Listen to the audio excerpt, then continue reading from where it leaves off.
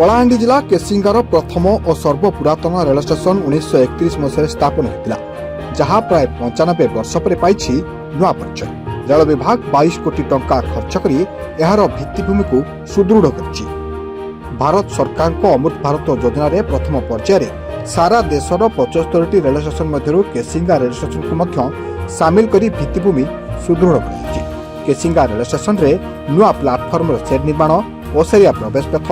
station रे अनेक डिजिटालाइजेशन सांग को अत्याधुनिक और आकर्षणीय आलोकरण कर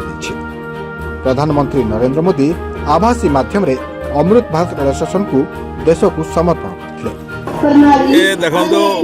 माननीय प्रधानमंत्री जो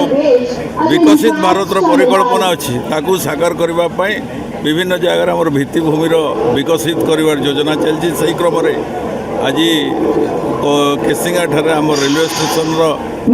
विकास कथा अमृत भारत योजना ये अंचलवासी कलाहांडीवासी बहुत दिन भी दाबी था सर्वपुरातन रेलवे स्टेशन और यह केमपरी भाव व्यापक भाव यार विकसित हो पार सब प्रकार फैसिलिटीज पाइपर लोक तार गोटे समस्त आशा आकांक्षा था आज